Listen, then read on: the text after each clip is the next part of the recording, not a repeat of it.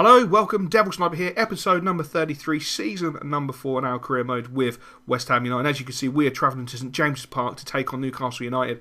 Still can't get over the game against Stoke, so it was quite amusing watching it on a match of the day, a 9-goal thriller. Absolutely was a 9-goal thriller. Thankfully, we came out on the right side of it, the positive side, with the 3 points, much needed 3 points, but we have an extremely tough game against Newcastle, and we're still in a right dogfight. All we have to do is hold our nerve, compose ourselves, play steady, play our way we have all season, and we should be perfectly fine. Chiote in the centre of the park for Newcastle gives the ball away. It was more like it was intercepted by Hewitt. Hewitt, who's right back, is marauling in the centre of the park. He gives it forward to Casemiro. Casemiro into Filippo. Filippo goes past the defender, makes space for himself, pulls the trigger, but unfortunately that is just wide. But that is a great start to the game for West Ham. Guidetti dropping deep to come and collect the ball. He knocks it into Filippo. Filippo trying to create some space, knocks the ball into Jess Rodriguez. Rodriguez turns the defender, puts on his left foot, has a shot, but that's blocked by the Newcastle defence and easily cleared. Tompkins knocks the ball out to Hewitt on the right hand side. Hewitt has to compose himself, just taking his time, feeds the ball forward into Rodriguez. Rodriguez into Gabbs. Gabbs turns the Newcastle defender quite easily, but then loses the ball, but it falls to Casemiro. Casemiro cuts back inside, goes for the shot, and again Newcastle managed to get a body or a head in the way of the ball, and it's easily cleared. But Newcastle are straight on the attack. Great ball over the top, but Hewitt with his immense pace manages to get back in time, feeds the ball out to Fabio, and thankfully we go in at half time. Newcastle United 0, West Ham United 0, but you can sense the tension in the West Ham players. They really are looking a little bit nervy. A great ball there from the back from Newcastle into Barr. Barr knocks it into Naismith. Naismith knocks it straight back into Barr. Barr knocks a ball out to the right hand side to Orberton. Orberton knocks the ball into Naismith, and Naismith slots the ball home after 55 minutes for Newcastle. That really did come against a run of play. West Ham had been playing really well since the start of the second half, created a couple of chances, but Newcastle on their counter attack with some really incisive football managed to get the goal, managed to get a telling blow on West Ham. That could be devastating in the title race. Morrison knocks the ball out to Filippo. West Ham are trying everything. Filippo's going forward. He's created time. He's created space for himself. He's marauding towards the edge of the box. He pulls the trigger, and that's a great save by the Newcastle goalkeeper. And it's an easy clearance once again. But the ball comes straight back with Casemiro. Casemiro into Miguel. Miguel trying to make space. He knocks it into Florian. Florian trying to make space. Turns. Tries the shot, but unfortunately just does not get enough on the shot to cause the Newcastle goalkeeper any problems whatsoever. A great goal clearance there, nearly causing West Ham problems, but the ball is back with Ravel Morrison moving forward. He knocks it back into Florian. Florian into Martin Miguel. Miguel with the ball over the top, and it comes to nothing. A nice little chip ball. The idea was there. The execution was unfortunately just a little bit poor, and Newcastle are looking comfortable in these final few minutes of the game. And unbelievably, the referee blows the full-time whistle. Newcastle United 1, West Ham United 0, and that could be a real blow to the title hopes of West Ham. They really needed a point minimum, or at least a win, to have a real shout of continuing in this title fight. But that could have ended it, and it's reflected in the players. They're all looking a little bit down. They're not 100% sure of the results around them, but they know that that was an opportunity well and truly missed, which is a great, great shame. A real shame there. But again, we have a fantastic monthly scouting update. So we're going to have a look and see what players our scouts have gone out and found this time, and see what information they've collated. So let's have a quick look. And straight off the bat, Jacob Tong. Now, Jacob Tong is a player we have actually been following for about 2 years. So it's no great surprise that he's now hit 14, that he's come back onto the radar. So he'll more likely be signed. Same with Lee Upson. I mean, he's looking pretty impressive. Steve Little, we might have to continue monitoring him, but we're going to sign Jacob just because he's such great potential.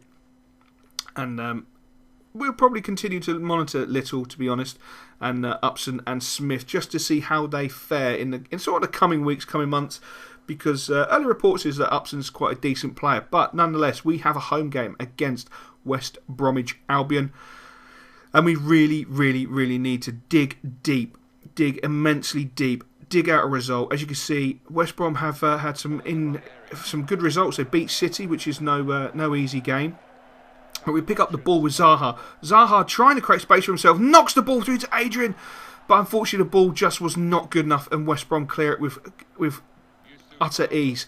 And again, a ball from the back there from West Brom, straight into Thorne. Thorne into Wood. Wood creating space for himself. He tries to knock it forward, but he ends up coming back to Reyes. Reyes knocks the ball back into Thorne, but that's great defending from Bruno's Martin Indy. Indy knocks the ball forward to Adrian. Adrian into Eduardo. Eduardo has to cut inside. Nothing really on. Trying to use some skills, but he can't create anything. West Brom are just closing down so well. Knocking out all the space, all the angles. Playing really well, West Brom. They're creating a little bit of an opportunity here. The ball's not through to Wood. Wood's going to break into the area, but he's marked by Indy. Indy's doing a great job. The ball comes in, and a great defensive header there. But the ball comes back to Wood.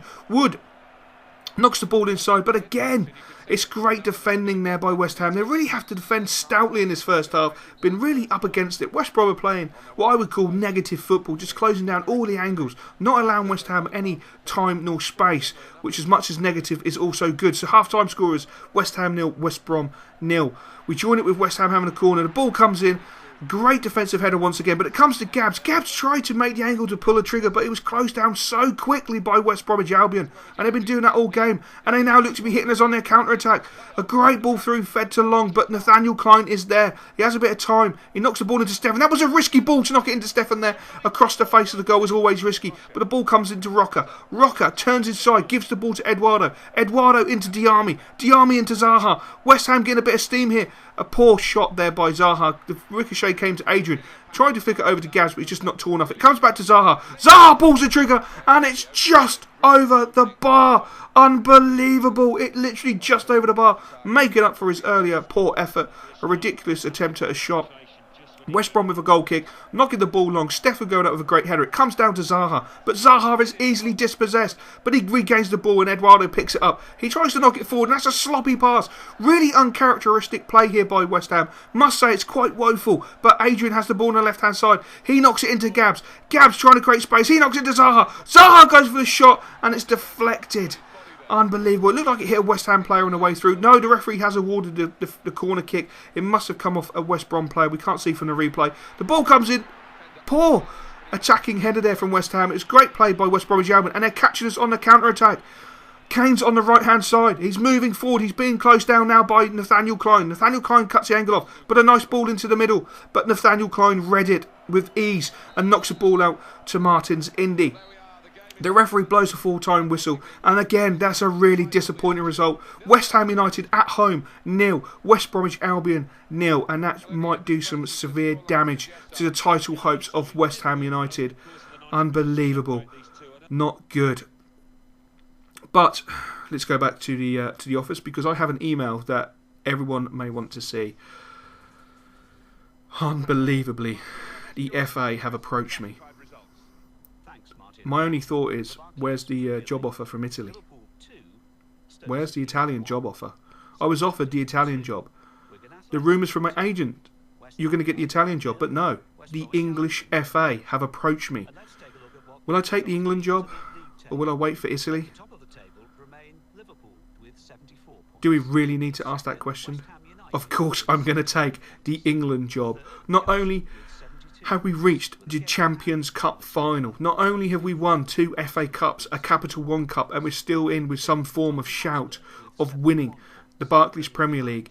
It's been an illustrious 4 years, but to get the England management job is just unbelievably awesome. I am so chuffed as a manager. It is unbelievable to become the England manager. I am so proud. Absolutely so proud. Out of a poor day with 2 poor results, there's always one bright, and that is the England job. Cheers, guys.